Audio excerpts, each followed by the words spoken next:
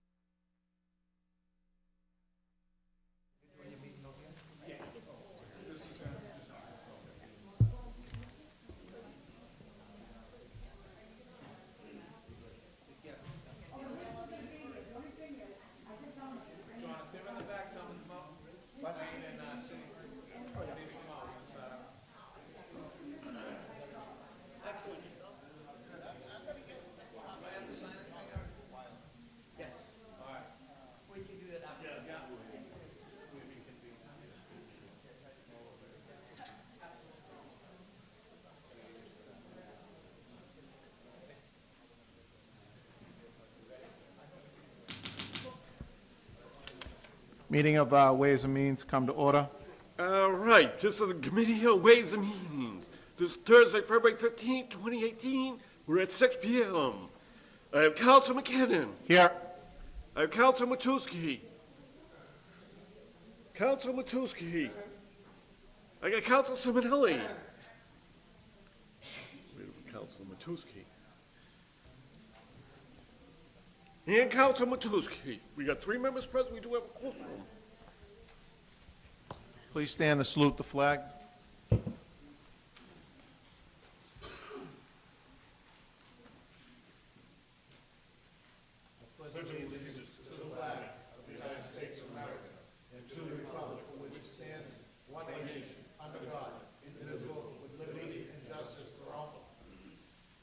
I have one regret. Councilman McLaughlin will not be in attendance tonight. Please read the first order of business. All right, first piece of business is the ordinance, offered by Council Peter Napolitano as president. An ordinance amending the dumpster fee schedule. Mr. Chairman, I'd like to take the first item of business. Councilman Matusky. We have, actually the second, we have the fire department here, I see. We'll, on the first one, favor, motion, and then have Sergio come up for 2. Okay, I'd like to invite the city clerk. Motion, second, to have the city clerk before us. All those in favor? All those in favor? All those in favor? Aye. All those opposed? The ayes have it. You have done so. State your name and title, sir. Thank you, Councilor. Sergio Cornelio, City Clerk for the City of Everett. Thank you. Councilman Matusky.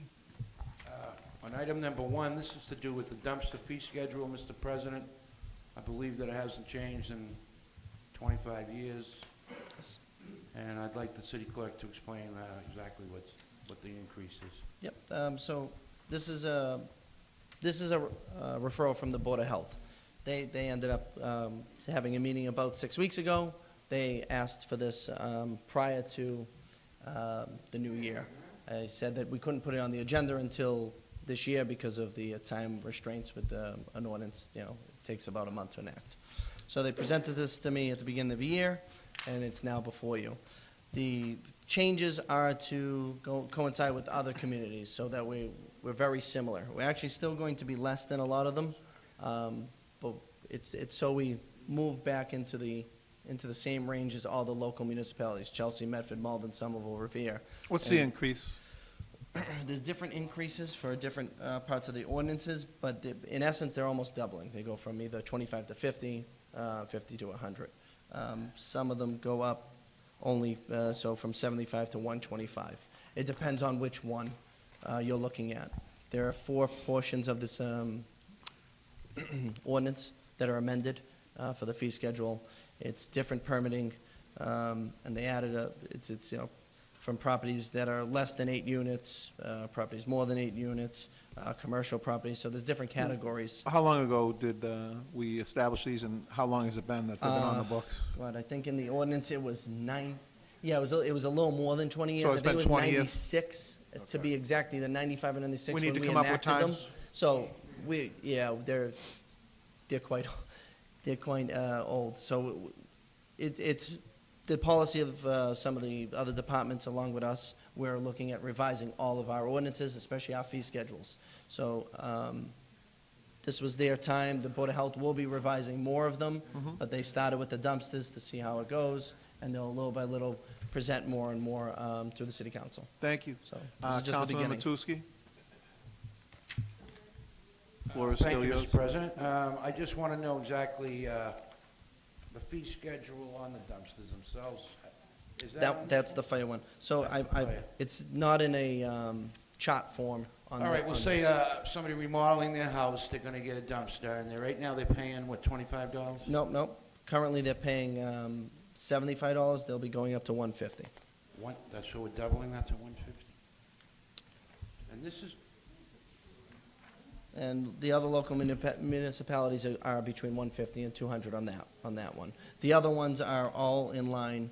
Malden does 50 for temporary, 300 for yearly. Ours, we're going up for one of our fees from 25 to 65, and the other one, we're going up from 50 to 100. So yes, in essence, we're doubling most of them, but they're still going to be the same as other municipalities or less. We're what not about going the above them. The smaller dumpsters, not the large ones, that some businesses have? Those Those are excluded? Those are different. That's not in this fee schedule. This is for dumpsters for contractors, for $100. This is also for residential units, 8 units or more is 100, 8 units or less, 100, 8 units or more, $125 per dumpster per year.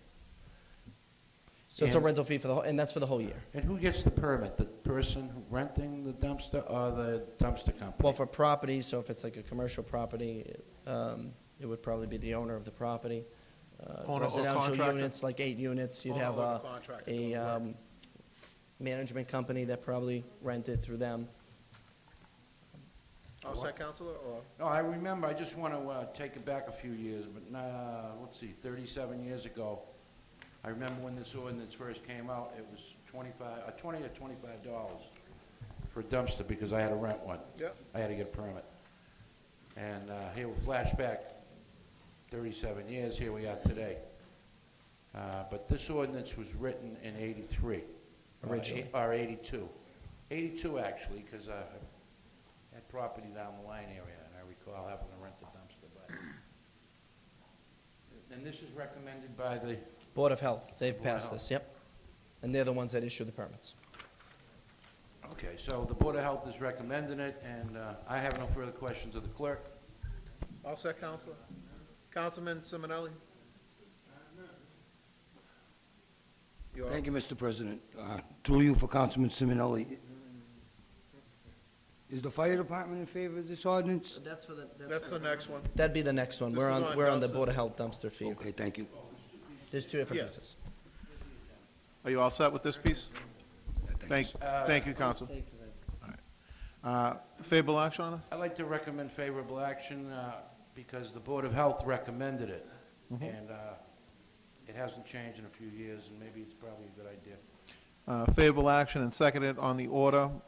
Please read the roll. Oh, all right. All those in favor? All those opposed? The ayes have it. You have done so.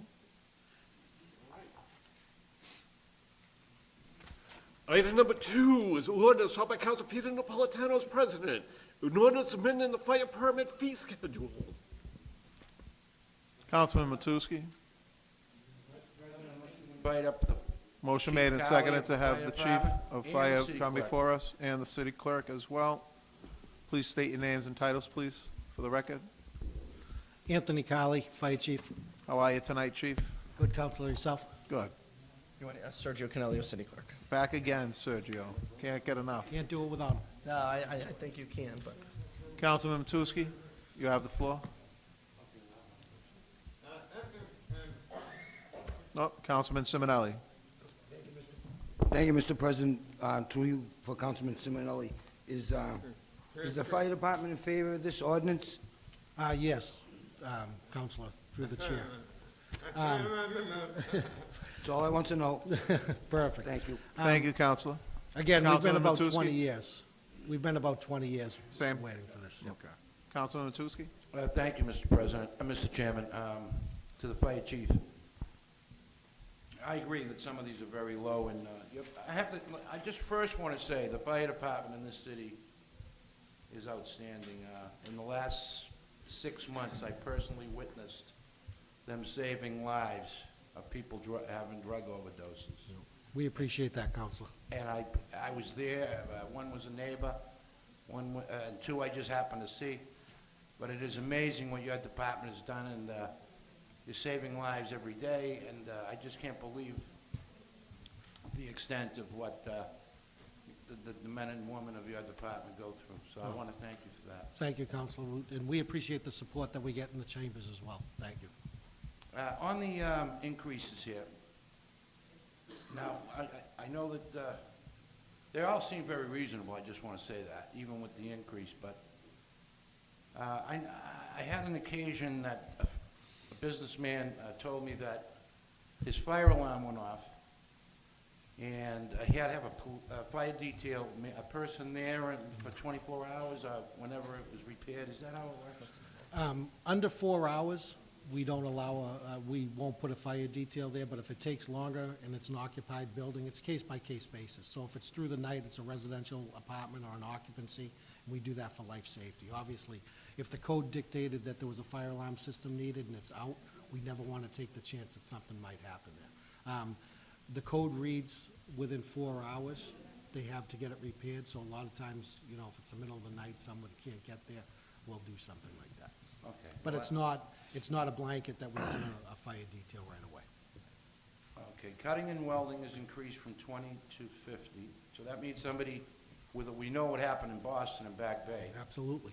And it's very important that people know what they're doing with that, and maybe the $50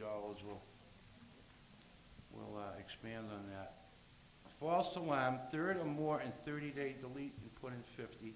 Do people actually have more than 3 false? Now, We try not to get them to that point.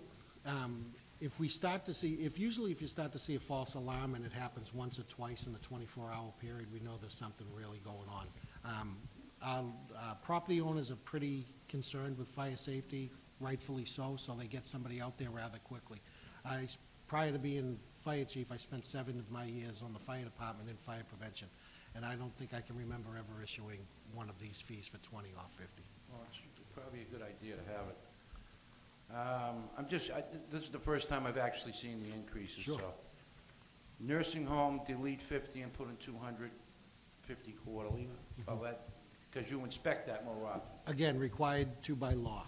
You'll see that the larger increases are when it involves my manpower and fire prevention. If it's just issuing a permit from the desk, we tried to keep them as low as possible. And again, with the help of Sergio, we were able to research the surrounding communities to, If I may, Counselor, but I think in response to that, I mean, you're sending people out there to inspect these, so, I mean, Exactly. we're incurring some of the cost of that. Exactly. So, as a city, we need to actually move forward, I believe. absolutely. I'll be voting for it tonight.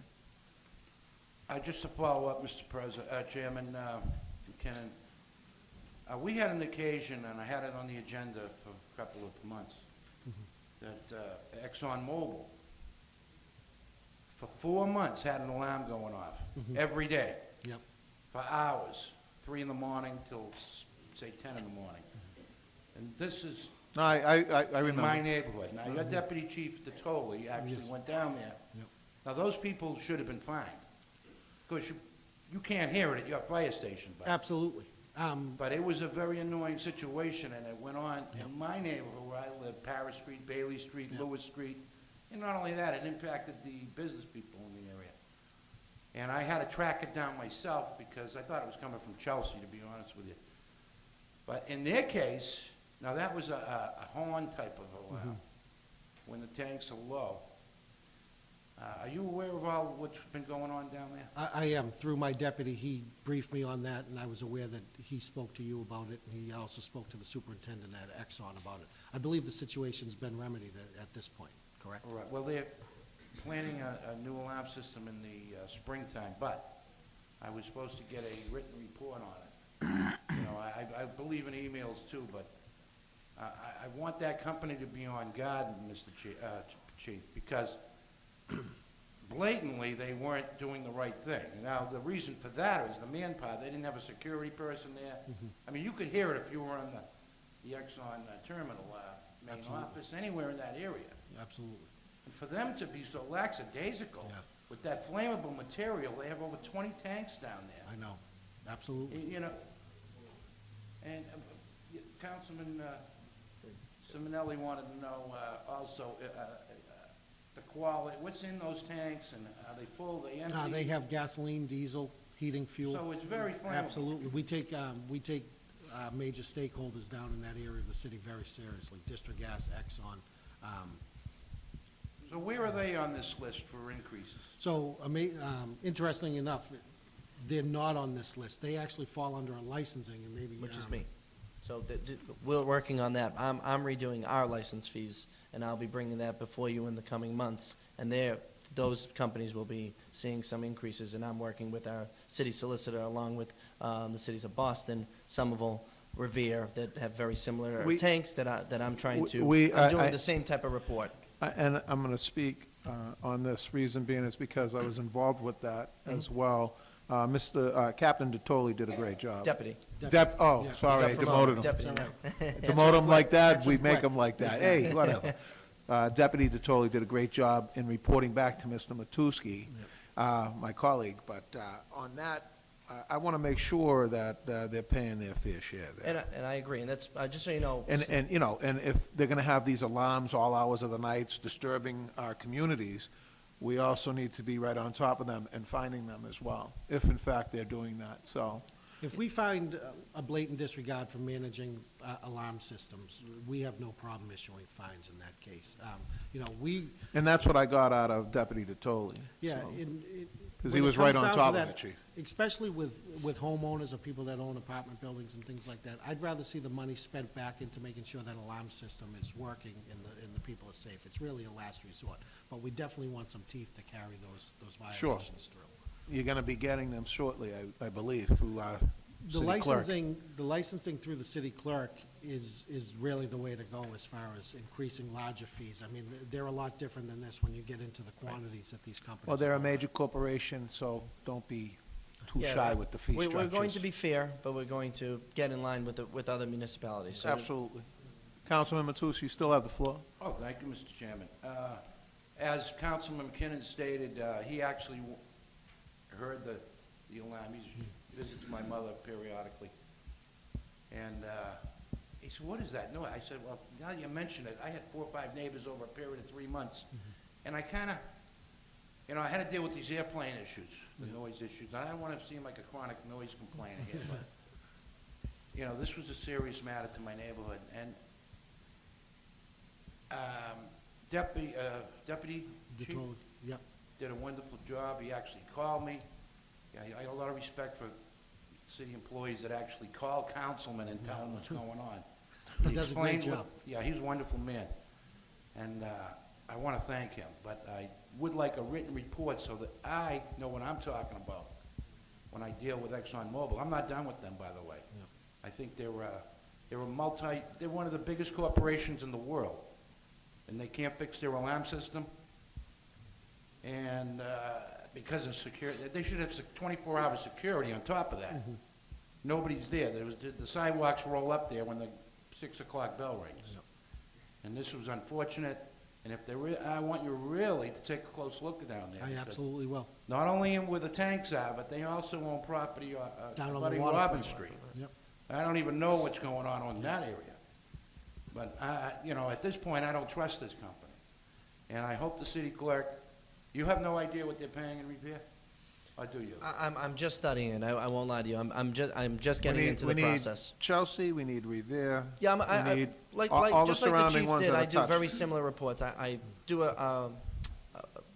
analysis of all the local municipalities. It makes it easier for me, and that way I'm never too much more, or, Sure. you know, I like to be It in makes line it with fair. other cities. Yes, Fair. like to be All right. fair, so. Well, you know, I think that due to the manpower extended by this city in that area and the inconvenience, take that in consideration. And I'll have a meeting with the chief on what it costs for certain things when they go down there.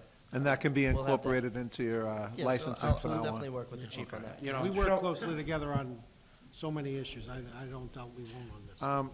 Ms. Matusky, you all set? I have Just one other question. thing I Sure. wanted to mention. Deputy Chief Tatoli, when the weather gets warmer, there's several councilmen that would like to take an interest in, Councilman Simonelli is interested in, and Councilman McKinnon would like to take a walkthrough in that property.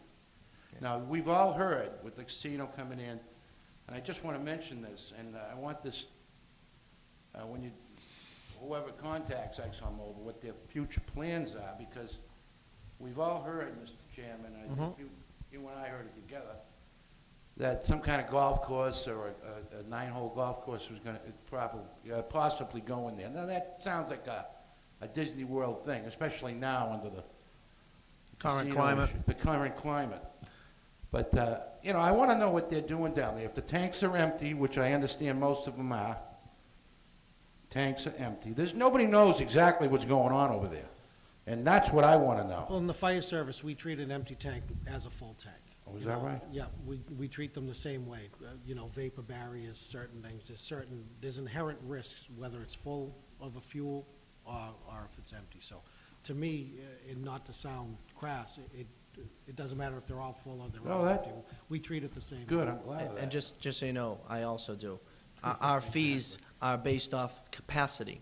If they have 1 gallon and they can contain 10 million gallons, I charge them as 10 million gallons, not 1 gallon. It's your capacity. You have the capacity to use this much, that's how you charge. And that's by state that law, right? not by my, my rules. That's state law dictates that, so we charge them for their capacity, just so you know. Not to dwell on it, but the LNG tanks are very, the exposure to the lax compliance with, from ExxonMobil Yeah. scares me, you know, because they're next door to the, are they? Oh, They're in the vicinity. Vicinity. They're all yeah, they're on right the next island door, end so if here. they're that lackadaisical, unless you're living in another planet here, for 4 months that their alarm went off every day, it concerns me quite a bit. Concerns me for our development that's going on down there and everything else that's happening. They're gonna be digging up Beecham Street, digging up Robin Street, this company that just was here the other night. They're gonna be there for 4 months. God only knows what could happen. But I really want to thank our city clerk, Cornelio, and Chief Cowley, and especially Deputy Chief Tatoli. That man actually, the service he provided to me as a councilman, I appreciate. That's what I call good government. And at least I know what's going on in my backyard. And I only live 60, 70 feet away from this nightmare that we had to go through. But anyway, if the fire chief is in favor of it and the city clerk is in favor of these increases, I'm compelled to vote in favor. So I'll make a motion for favorable action. There's one more speaker. Councilman Simonelli? Thank you, Mr. Chairman. Through you, for Councilman Simonelli. Part of the question is for Sergio and the other part's for the chief. In the future, is there any plans of taking these tanks out? Do we need them? Do they need them? And are they dangerous? Are they safe? Are there any problems with the tanks? And aside from the alarm, is there any one thing down there that may be jeopardizing or make Everett unsafe? Sergio, answer all that. Yeah. That's a 10-part question, not a 2, a 10-part. Don't make me sweat. And I'm giving leeway on this, reason being is, I'd like to just push it Absolutely. forward, just to have a couple of questions on that. So the whole facility falls under what's called MARSEC. It's called Marine Security. It was passed after 9/11. So they're really governed by the Coast Guard as far as how well they keep Sure. protected.